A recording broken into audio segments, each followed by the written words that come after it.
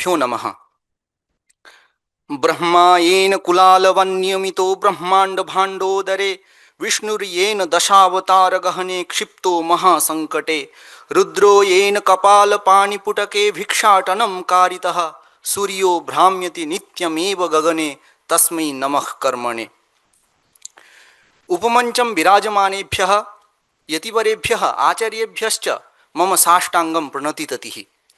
एवं तत्रापि विशेषतः एकाग्रचेतसा श्रुतवद्भ्यः प्रत्यहं स्वकीय उपस्थित्या सभामिमां पावितवद्भ्यः सह संघाध्यक्ष स्वामीचरणेभ्यः मम वचनकुसुमाञ्जलिः। अन्येभ्यः सभाभ्यः संस्कृतसप्ताहस्य शुभाशयाः। अद्य मम विषयः अस्ति सरमापणिसंवादः। संवादः नाम द्वयोः कथोपकथनं। द्वयोः बहूनां वा कथोपकथनेन यत् तत्त्वं निर्दिश्यते तदेव संवादसूक्तत्वेन परिगण्यते। कदाचित् कञ्चित् विषयमादाय आख्यायिकाम् आदाय रूपकेण वा इमानि सूक्तानि प्रवर्तन्ते। तत्र समग्रे अपि ऋग्वेदे 21अधिकैकशतं संवादसूक्तानि सन्ति। एतेषु संवादेषु सरमापणिसंवादः, विश्वामित्रनदीसंवादः, इन्द्रमरुत्संवादः, पूर्ववा उर्वशी संवादः इत्येते प्रख्याताः। एतेषु प्रसिद्धेषु संवादेषु अपि अस्माकं प्रसिद्धतममस्ति सरमापणिसंवादसूक्तम्।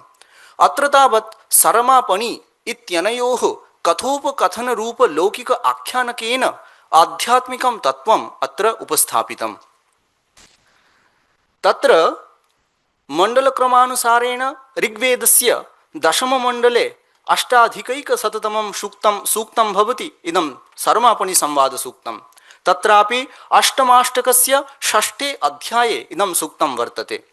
अत्र सूक्ते 11 मन्त्राः सन्ति। द्वितीयः, चतुर्थः, षष्ठः इत्यादि युजां मन्त्राणां 11तममन्त्रस्य च वक्ता पणिः। अतः तेषां मन्त्राणां ऋषिः पणिः, देवता च सरमा। एवं प्रथमः, तृतीयः, पञ्चमः इत्यादि अयुजां मन्त्राणां वक्त्री भवति सरमा। अतः तेषां मन्त्राणां ऋषिः भवति सरमा, देवता च पणिः। अत्र त्रिष्टुप् छन्दः, धैवतः स्वरः एवं गतो विनियोगः। गतो विनियोगः नाम ऋग्वेदस्य दशममण्डले एवं बहुविधानि सूक्तानि भवन्ति येषां विनियोगविषये कुत्रापि किमपि तत्त्वं नोपलभ्यते। अतः तेषां विषये सायणाचार्यः लिखति गतः विनियोगः। गतः नाम नष्टः, अप्राप्तः वा इत्यर्थः। पूर्वमेव अस्माभिः उक्तं सरमापणिसंवादसूक्तं सरमापणि इत्यनयोः संवादात्मकं। तयोः कथोपकथनात् पूर्वतनवृत्तान्तं किमस्ति इति आदौ वयं ज्ञास्यामः। आसीत् तावत् इन्द्रस्य एकः पुरोहितः बृहस्पतिः। तस्य बृहस्पतेः एकः सुविशालः आश्रमः आसीत्। तत्र आश्रमे ऋषयः, मुनयः, यतयः सर्वे आनन्देन निवसन्ति स्म। सर्वे अपि पशवः तत्र स्वात्मानं रक्षितमेव चिन्तयन्ति। अतः सर्वे प्राणिनः तत्र आनन्देन निवसन्ति स्म। तत्र सुविपुलाः गावः अपि आसन्। तेभ्यः गोभ्यः प्राप्तेभ्यः दुग्धघृतादिभ्यः यथा जीवनं प्रचलति तथा यज्ञहोमादि कर्माणि अपि भवन्ति स्म। एवं तत्र सर्वे सानन्दं निवसन्ति स्म। परन्तु एकस्मिन् दिवसे यदा बृहस्पति प्रभृतयः ऋषयः ध्यानमग्नाः तदानीं पणिनामक असुराः तत्र गुप्ततया आश्रमं प्रविश्य सर्वाः गाः चोरयित्वा भयंकर रसानद्याः अपरस्मिन् पार्श्वे एकस्यां गुहायां गुप्ततया अगोपयन्। तदानीं गवाम् अभावेन, दुग्धघृतादीनाम् अभावेन यज्ञहोमादिकर्माणि सर्वाणि अवरुद्धानि। ऋषयः मुनयश्च चिन्ताग्रस्ताः सञ्जाताः। अतः तत्र बृहस्पति प्रभृतयः ऋषयः देवराजेन इन्द्रेण साकम् एकं चर्चासत्रं प्रारब्धवन्तः।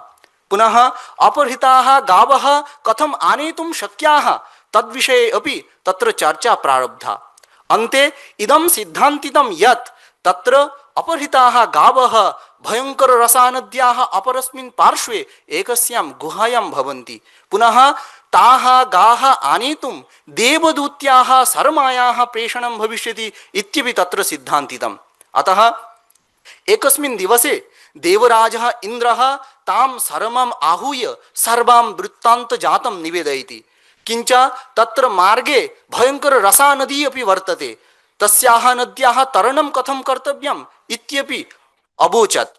एवञ्च अन्ते तस्याः रक्षणार्थम् एकं रक्षाकवचमपि इन्द्रः प्रादात्। एवम् इन्द्रप्रस्तावं स्वीकृत्य सा असुरराज्यं प्रति प्रस्थिता। एवं असुरराज्य गमन काले मार्गे समागतायाः भयंकरावर्त सहस्रैः क्रोधं विस्फारयन्त्याः विशाल स्रोतस्विन्याः रसानद्याः अपि इन्द्रवरेण सा तरणम् अकरोत्। एवं तरणं कृत्वा पुनिराज्यं प्राप्य असुरैः साकं तस्य सम्भाषणं समारब्धम्। एवं तयोः सम्भाषणम् एव अत्र अस्माकं शर्मापणि संवादसूक्तत्वेन परिगणितम्। তাহলে আমরা এখানে দেখলাম শুরুতে দেবরাজ ইন্দ্রের বৃহস্পতি নামে একজন পুরোহিত ছিলেন। সেই পুরোহিতের একটা বিশাল আশ্রম, সেই আশ্রমে সমস্ত ঋষিরা মুনিরা এবং প্রাণীরা নির্ভয়ে সেখানে বাস করতেন। কিন্তু এক সময় ভয়ঙ্কর অসুর পণি সেখানে এসে তাদের সেই গোধনগুলোকে সবগুলো চুরি করে নিয়ে গিয়ে ভয়ঙ্কর যে রসা নদী ছিল সেই নদীর অপর পার্শ্বে একটা গুপ্ত গুহাতে তারা সেগুলো লুকিয়ে রাখে। এরপরে সমস্ত গরুর অভাবে দুগ্ধঘৃতাদির অভাবে যজ্ঞকর্ম প্রচুর বিঘ্ন আসে। সেই জন্য সমস্ত বৃহস্পতি তারা দেবরাজ ইন্দ্রের কাছে গিয়ে এর একটা উপায় বিধানের চেষ্টা করে এবং ঠিক হয় যে দেবতাদের যে দূতি সরমা সে যাবে এবং গরুগুলোকে ছাড়িয়ে নিয়ে আসবে। তারপরে সেই দেবরাজ দূতি সেখানে যেতে অস্বীকার করলে সেখানে দেবরাজ ইন্দ্র তাকে অভয় প্রদান করেন এবং রসা নদী পার করার জন্য মন্ত্র তাকে শিখিয়ে দেন এবং সে অনেক কষ্টের দ্বারা সেই রসা নদী পার করে সেখানে গিয়ে সেই অসুরদের সাথে সংবাদ আরম্ভ করেন। এই অসুর এবং আমাদের যে দেবদূতি সরমা তাদের দুজনের মধ্যে কথোপকথনই আমাদের এই সংবাদ সূক্তের সার। সংবাদ সূক্ত সেটা নিয়েই হয়েছে। अधुना अत्र एकादश मन्त्रैः तयोः मध्ये कथोपकथनं किं भवति इति वयं क्रमशः पश्यामः। तत्र आदौ पणिः वदति किमिच्छन्तीं शर्मा प्रेदमानं दूरे ह्यध्वा जागुरिः पराचैः कास्मे हीति काः परितकम्यासीत् कथं रसाया अतरः पयांसि इति। अत्र पणिः शर्मां पृच्छति किमर्थं भवती अत्र आगतवती, इदं तु बहु दूरमस्ति, अत्र आगमनम् असम्भवम् आसीत्, मम समीपे तावत् तादृशं किं वस्तु विद्यते यस्य लाभाय भवती अत्र आगतवती अस्ति, पुनः झञ्झावात पूरितायाम् ईदृश्यां रात्रौ भयंकर रसानद्याः जलं कथम् उत्तीर्णवती अस्ति इति पृच्छति। तदानीम् अत्र शर्मा कथयति इन्द्रस्य दूतिरिषिता चरामि मह इच्छन्तीं पणयो निधिं वः अतिस्कन्दोऽभ्यसा तत्र आबुत् तथा रसाया अतरं पयांसि इति। हे पणयः, इन्द्रस्य दूतिरूपेण अहमत्र आगतवती, भवान् यत् गोरूपं धनं सञ्चितवान् तद् अहं ग्रहीतुम् अत्र आगतवती। रसानद्याः भीषणस्रोत भयम् आसीत्, किन्तु इन्द्रस्य दूतीं भूत्वा अहमत्र आगतवती, अतः इन्द्रः मां रक्षितवान्। तदानीं पणिः कथयति कीदृङ्गिन्द्रः शरमे का दृशिका यस्येदं दूती सरः पराकात् आच गच्छान् मित्रमेना दधामाथा गवां गोपतिर्नो भवाति। यस्य इन्द्रस्य दूतीरूपेण भवति एतावत् दूरं दुर्गमप्रदेशम् आगतवती सः इन्द्रिशः कीदृशः अस्ति, तम् इन्द्रं वयं मित्ररूपेण स्वीकृत्य अस्माकं गोरक्षकत्वेन नियोजयामः इति। शर्मा कथयति नाहं तं वेद दभ्यं दभत्स यस्येदं दूती रसरं पराकात् न तं गृह्यन्ति स्रवन्तो गभीरा हता इन्द्रेण पणयश्चयध्वे। यस्य इन्द्रस्य दूतीरूपेण अहमत्र आगतवती तं कोऽपि पराजयितुम् असमर्थः, स इन्द्र एव सर्वान् पराजयति। प्रखराः गम्भीराः नद्यः अपि तस्य वेगं रोद्धुम् असमर्थाः। मम प्रार्थनां श्रुत्वा गावः न मुच्यन्ते चेत् इन्द्रस्य पराक्रमेण यूयमपि पराभूताः भविष्यथ इति। तदानीं पणिः कथयति इमाः गावः शरमे या ऐच्छः परिदिवो अन्तान् सुभगे पतन्ति कस्त एना अवसृजादयुध्वा युष्मास्माकम् अयुधा सन्ति तिग्मा इति। हे सुन्दरी शरमे, त्वं महता कष्टेन अति दुर्गम प्रदेशम् आगता असि, अतः मम गवां मध्ये यां यां भवती इच्छति तां ताम् अहं तुभ्यं दातुं शक्नोमि, परन्तु भवत्याः मनोवाञ्छं पूरयितुं न शक्यते।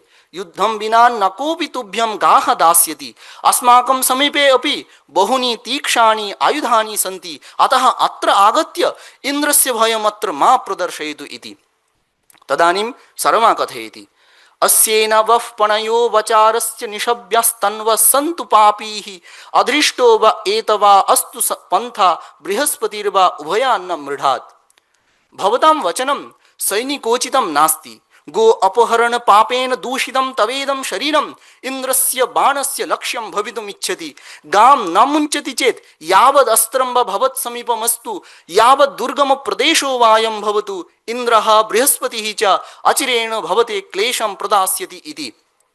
तदानीं तत्र पणिः कथयति अयं निधिः सरमे अद्रिबुध्नो गोभिरश्वेभिरवसुभिर्न्यष्टः रक्षन्ति तं पणयो ये सुगोपारेकु पदमलकमा जगन्थ। हे सरमे अस्माकं गावः अश्वाः सर्वे सुविशालपर्वतैः सुरक्षिताः सन्ति पुनश्च एतेषां रक्षाकार्यमपि स्वयं पणयः एव निर्वहन्ति अतः युद्धं विना एकामपि गां न दद्मः। भवत्याः अत्र आगमनं सम्पूर्णतया व्यर्थमेव अस्ति। एवं तत्र पुनः शर्मा कथयति इह गमन् ऋषयः सोमशिता अयास्यो अंगिरसो नवग्वाः त एतमूवं विभजन्त गोनाम मथैतदृचः पणयो बमन्नित्। सोमपानेन प्रमत्ताः उत्साहिताः अंगिरसः नवगुगणाश्च अत्र आगत्य एताः गाः भवतां सकाशात् मोचयित्वा नेष्यन्ति तदानीं भवताम् इयं दर्पोक्तिः कुत्र तिष्ठतीति पश्यामः। अधुना पणिः कथयति एवाच त्वं शर्म आजगन्थ प्रबाधिता सहसा दैवेन स्वसारं त्वा कृणवै मा पुनर्गा अपते गवं स्वगे भजाम इति। हे शरमे देवाः मत्तः भीतिमाशङ्क्य स्वयं नागत्य भवतीम् अत्र प्रेषितवन्तः। वयं भवत्याः क्षतिं न कुर्मः। भवती अस्मत् पक्षं समागच्छतु अस्माकं भगिनी भवतु अत्रैव निवसतु अस्माकं गवां भागमपि स्वीकृत्य तान् रक्षतु इति। तदानीं शर्मा कथयति नाहं वेद भ्रातृत्वं नो स्वस्त्रित्वम् इन्द्रो विदुराग्निरसश्च घोराः गोकामा मे अच्छदयन् यदा यम अपात इतपणयो वरीयः। अहं भवन्मुखात् भ्रातृभगिनी कथां श्रोतुं नेच्छामि। अहं केवलम् इन्द्रम् अंगिरसश्च जानामि पुनः ते मां गवां मोचनार्थम् अत्र रक्षापूर्वकं प्रेषितवन्तः इत्येव जानामि नान्यत्। अतः भवतः स्वप्राणाः प्रियाः चेत् मद्वचनं श्रुत्वा इतः पलायताम्। तत्र पुनः शर्मा कथयति दूरम इत पणयो वरीय उत गावो यन्तु मिनतिर्ऋतेन बृहस्पतिर्वा अविन्दन्निदं गूढाः सोमो ग्रावाण ऋषयश्च विप्राः इति। हे पणयः गावः क्लेशं प्राप्नुवन्ति युष्माभिः अपहृताः गावः कस्मिन् गुप्तस्थाने सन्ति इति इन्द्र बृहस्पत्यादयः ज्ञातवन्तः। तेऽत्र नूनं युद्धार्थम् आगमिष्यन्ति इति शीघ्रं बहुदूरं पलायताम् इति। एवं शर्मया बहुधा बोधिताः पणयः तत्र गाः न मुमुचिरे न वा तत्स्थानं तत्यजुः। तेन यद् भवितव्यं तदेव जातं। तत्र महत् युद्धं प्रारब्धम्। इन्द्रः बृहस्पतिः अंगिराः नवगुगणाः सर्वेपि तत्र भीषण युद्धं कृतवन्तः। दिनकर संस्पर्श चतुर्गुणीकृत चाकचिक्यैः चञ्चच्चन्द्रहास चमत्कारैः दिशः देदीप्यमानाः। मारय मारय नाशय नाशय ताडय ताडय पातय छिन्धि छिन्धि भिन्धि इत्यादि ध्वनि ध्वनित दिगन्तरः। तत्र पणिपक्षेऽपि रक्षस्व क्षमस्व त्यजस्व पालयस्व इत्यादि वचनैः अनुरुध्यमानाः अपि केचन भयेन विशिथिलवसनाः केचन ततः पलायिताः केचन स्वेदबिन्दुभिः स्नाताः केचन तत्र छिन्नमस्तकाः गाढरक्तिमरुधिरैः रणाङ्गणं रञ्जयन्ति स्म। एवं भीषण युद्धेन तत्र देवाः बृहस्पत्यादयः तत्र असुरान् पराजित्य ततः गाः नीत्वा इंद्रलोकं प्रति प्रस्थितवन्तः। एवं अत्र कथानकम एवं अस्ति। তাহলে আমরা দেখলাম সেখানে প্রথম তাদের মধ্যে যে কথোপকথন হচ্ছিল সেখানে অসুর যিনি পণি ছিলেন তিনি শর্মাকে বিভিন্নভাবে প্রলোভন দেখানোর চেষ্টা করছিলেন যে আমাদের কাছেও অনেক সৈন্যবল রয়েছে, সেই জন্য ইন্দ্রের ভয় এখানে এসে দেখাবে না তুমি। সেক্ষেত্রে যখন শর্মা সেটি মানছিল না, তারা একটি ছলও করে এবং শর্মাকে একটা প্রলোভন দেখায় যে তুমি এখানে থেকে যাও, আমাদের পক্ষে তুমি থাকো, তাহলে আমরা এই যে গো সম্পদ এনেছি তার অর্ধেক ভাগ তোমাকে দেব এবং তুমি সেগুলোর দেখভাল করবে, সেগুলোর রক্ষা তুমিই করবে এবং তুমি আমাদের ভগিনী হয়ে যাও। কিন্তু কোনো রকম প্রলোভনের ফাঁদে পা না দিয়ে শর্মা বলে যে আমি একমাত্র ইন্দ্রের দূতি এবং আমি তার কাজ করতেই এসেছি, সেই জন্য আমি কোনো কথাই শুনবো না। হয় তুমি গরুগুলো ফেরত দাও, না হলে কিন্তু ইন্দ্র এবং বৃহস্পতি ঋষি এখানে এসে বিপুল যুদ্ধ করে তোমার কাছ থেকে গরুগুলো নিয়ে যাবে। কিন্তু সে তার দর্পোক্তির কারণে কোনোভাবেই তার মত গ্রহণ করে না। ফলত ইন্দ্র এবং সমস্ত দেবতারা এখানে এসে ভীষণ যুদ্ধ করে পণিদেরকে পরাজিত করে সেখান থেকে গরুদেরকে নিয়ে তারা আবার ইন্দ্রলোকে ফিরে যান। इतः परं वयं पश्यामः अत्र सर्मापदवाच्यं किम् अस्ति। तत्र बहुभिः एवं दृष्टम् अत्र सर्मापदेन देवशुनि गृह्यते, देवानां शुनकः गृह्यते। तत्र स्वयं सायणाचार्यस्यापि इदमेव मतम्। अतः अस्य सूक्तस्य उपक्रमणिका भागे तेन उक्तं सर्मा अत्र देवी पदवाच्या, सर्मा अत्र देवशुनि इति उक्तम्। पुनः ऋग्वेदस्य बहुषु सूक्तेषु तथा महाभारतपुराणादिषु अपि सर्मापदेन देवशूनि एव गृह्यते। सर्मा शब्दस्य शुनकार्थ स्वीकारात् एव सर्मापदात् तस्य अपत्यम् इत्यर्थे स्त्रिभ्यो ढक् इति सूत्रेण ढक् प्रत्ययेन निष्पन्नस्य सारमेय शब्दस्यापि शुनकवाचकत्वं सिद्ध्यति। परन्तु अत्र अरविन्दादीनां मतं किञ्चित् भिन्नम् अस्ति। ते कथयन्ति यत् समग्रे अपि वेदे सर्मायाः देवशुनकत्वेन प्रसिद्धत्वेपि अत्र सूक्ते सर्मापदेन अत्र सुपदयुक्ता देवी ग्राह्या इति। तत्र ते युक्तयः एवं प्रदर्शयन्ति यत् पणयः सर्मायाः रूपेण आकृष्टाः तां भगिनीत्वेन वाञ्छितवन्तः। पुनः गो अश्वादि धनानां भागं प्रदाय तेषां रक्षणार्थमपि सर्मां कथयामासुः पणयः।